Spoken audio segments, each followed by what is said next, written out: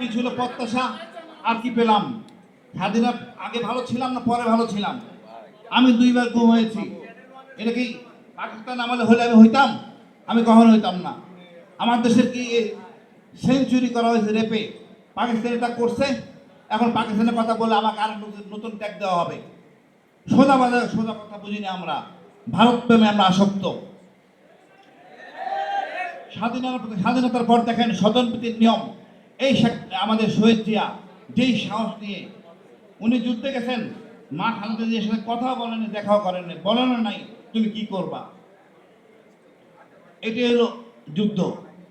কিন্তু স্বাধীনতার পর তাকে বানানো হয় নাই সেনাপ্রধান।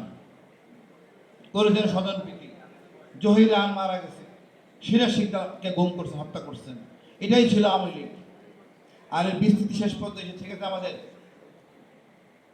এই 17 বছরের শাসন। কি হয় না এখানে? আমরা বাঙালি হয়ে বাঙালিকে মারছেন। পাকিস্তানি মানলে দুটা কথা লাগে অন্য জাতির, বাঙালি হয়ে বাঙালির মানলে লাগে, কষ্ট লাগে। এটা আমাদের দেশ। লুটপাট করে আমরা চলছি। অনেক সংস্কার হয়েছে, আপনার একটা আন্দোলন হলো, রক্তক্ষরণ হলো, একটা সনদ হলো, সনদটা মানতেছেন না। আপনার চরম গাদ্দার। আপনি যদি না মানেন, আমি একটা জিনিস পরিষ্কার বলি, হাসিনার চেয়ে শক্তিশালী ক্ষমতাধারী নেত্রী পৃথিবীতে ছিল কিনা জানি না। পুলিশ, মিডিয়া, র্যাব, আর্মি কি ছিল না, কিন্তু আপনাদের সেটা নাই। একটুখানি লালাচারা দিলে আপনারা পড়ে যাবেন। আর যদি একবার পড়েন, ওই সংবিধান বুড়িগঙ্গায় ফেলে দিব। নতুন করে সংবিধান লিখে আপনাদের বিচার প্রকাশ্য করব, এই গাদ্দারদের বিচার। একটা যুদ্ধ হওয়ার পরে কালকে দেখলাম কালামানিক বিচারপতি উনি জামিনে মুক্তি পাচ্ছেন। আমি বলি বিএনপি ভাইদের লজ্জা লাগে না? শহীদ জিয়াকে যে লোকটা বলে ভারতীয় পাকিস্তানি গুপ্তচর, সে কিভাবে মুক্তি পায়?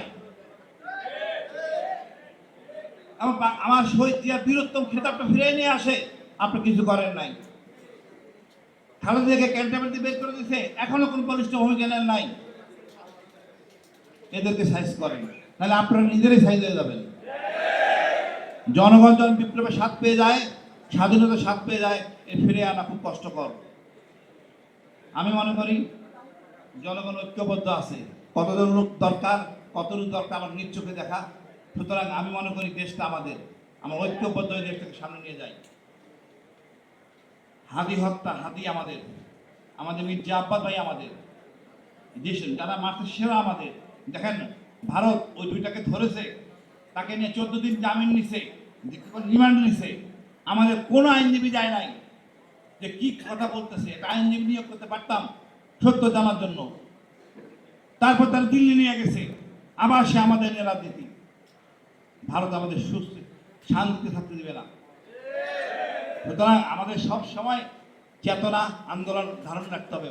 মনে রাখতে ভারত আমাদের একমাত্র শত্রু।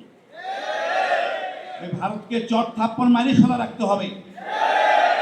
আন্তর্জাতিক আদালতে আপনি আপিল করেন, আমাদের এই খুনিদেরকে আমাদেরকে দেন, আমাদের কাছে ফেরত দেন। আমরা বিচার করবো, আমরা তদন্ত করবো। আপনার ন্যারেটিভ আমরা বিশ্বাস করি না। অপরাধী যেই হোক তার বিচার হবে।